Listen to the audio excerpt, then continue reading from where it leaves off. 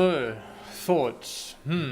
I think the beginning of the game felt extremely jarring. Like you have no idea what's going on. You're just doing things randomly. There's no rhyme or reason why you're doing things, and it feels a bit annoying, which kind of forces the game to be carried by one, its gameplay, which is a bit of a problem now considering how old it is. It's not quite as sharp as it used to be, I would think.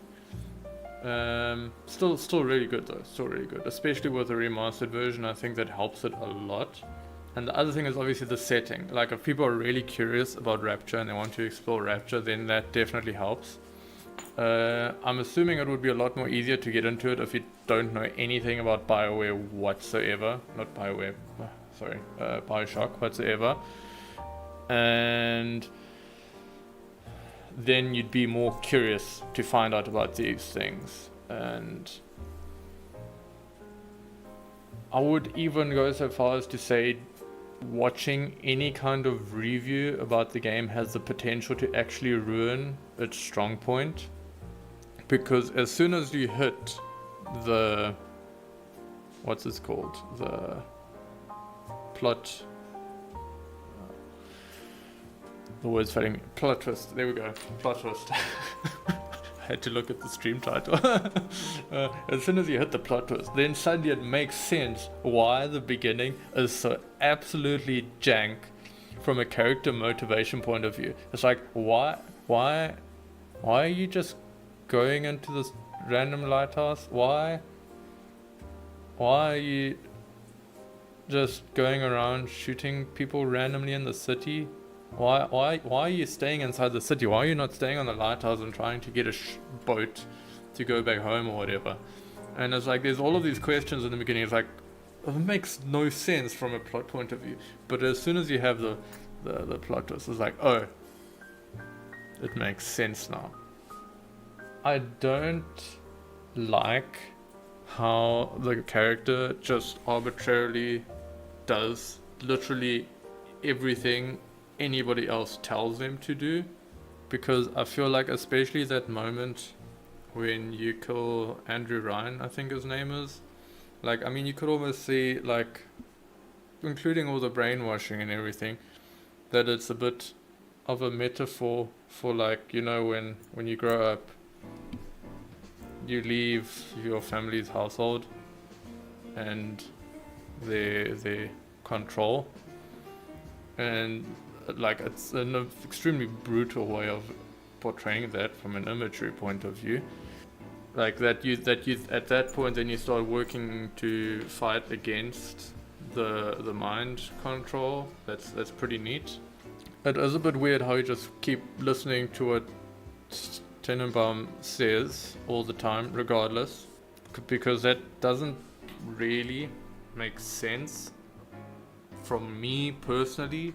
But like if I try to think myself into the position of the character who suddenly has literally nothing, like they lose everything as soon as it's revealed that your entire existence is made up, and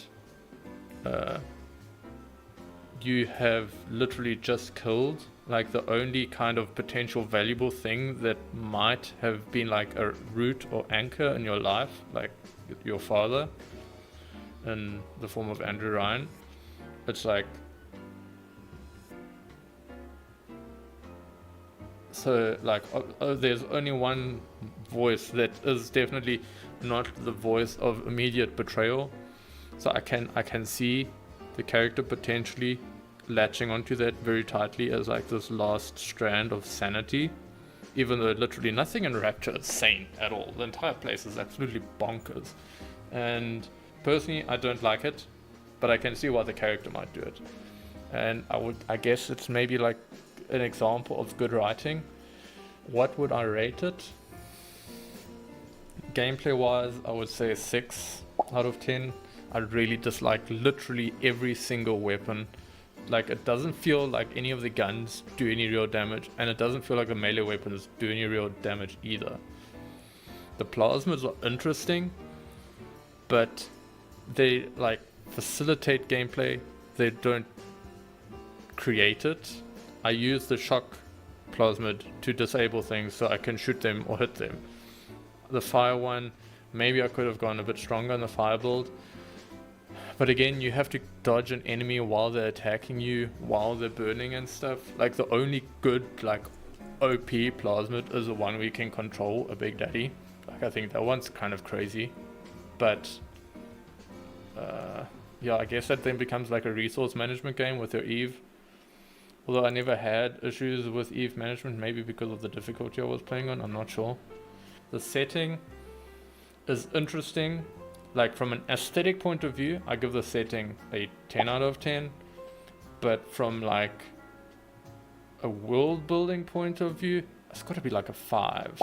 Because it's just really dumb. Like someone like Andrew Ryan would not be able to build that city because he's not sane enough to do it in the first place, and you need to be extremely practical to build something as crazy as that.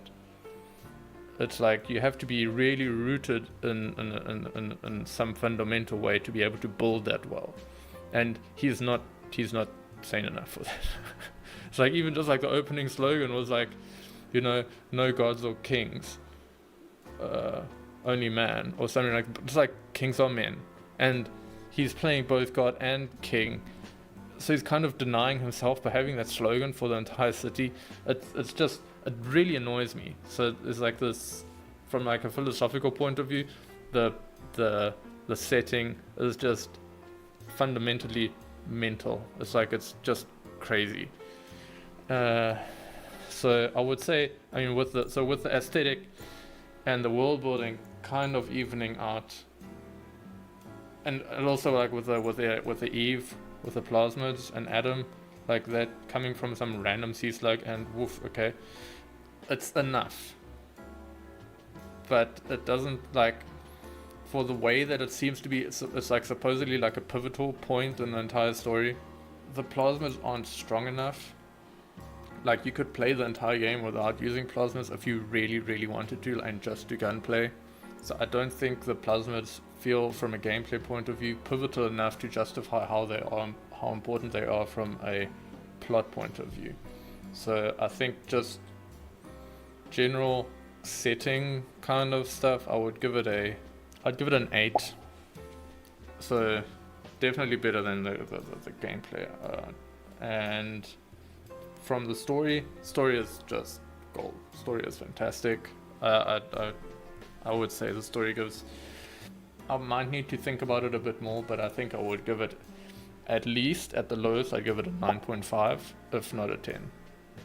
So, I mean, if you were to average that out, I'd say it would score maybe a 8.5 out of 10 for me. Why are all of the insane people that are high on the plasmids, why are they all just always attacking you no matter what, but they're not attacking each other? And it's like, it's apparently because of some pheromones or something that Andrew Ryan was controlling, but I'm like, what, how does that work? And it feels like the setting is more of a stage for the story than for sheer its own sake. Like, me personally, I'm a bit of a nerd when it comes to world building, so I want to like kind of cover all the bases, and that you can really go down these rabbit holes as much as you want if you were inclined to do that. Oh yes, slices. But like with Bioshock, it's like all of the things actually don't matter if you take away the story. Like, there's no reason for Rapture to exist if you don't have the story, like the for the character to go through. I think, I mean, it's originally definitely borrowing from the mythology of Atlantis, the lost city under the water kind of thing. But the thing is, for that to be meaningful for a myth to draw from, is you need to have that mysterious nature of, does this place even exist in the first place? And that's not a question. You go there, first thing in the game, and it's like, Rapture exists, period. And so that's like, Yeah, eh. The world building side of things would be far more fun to explore if you didn't start in Rapture, and instead, you know, like in the Disney movie for Atlantis, if you like started and you had to kind of find it, or Tomb Raider or something like that. It's interesting now, obviously, seeing the ending for this is you're pretty much turning into a Big Daddy. Okay, I had the good ending. I'm assuming Bioshock 2 follows off from the bad ending, because I remember there's big sisters in Bioshock 2, so I'm curious to see how those fit into the picture, how far in the future it is, or is it in the past? I think Bioshock 2 might be a prequel to Bioshock 1. That might also make sense. I also think that the people that were involved in making Bioshock 1 definitely learned from it. So they might be able to execute on what they want to achieve better in Bioshock 2. It's interesting really though, because I know when I first played Bioshock 1, that was before I got the remastered edition, so it kind of looked like garbage because it was still obviously old textures and things. When I tried playing that, it did not interest me at all. I think that thing that I mentioned earlier with the protagonist just doing stuff randomly and not making sense until you reach the plot twist, that was a definite turn off for me, and that's why I stopped playing it. The other thing was that obviously again the combat, I didn't enjoy the combat at all. Combat becomes like you stop worrying about the combat too much once you figure out that you can just die infinitely and it literally doesn't matter. It's like there's no punishment for dying, it's just that you have to run back, oh no, or almost negates the purpose of health packs, to be honest.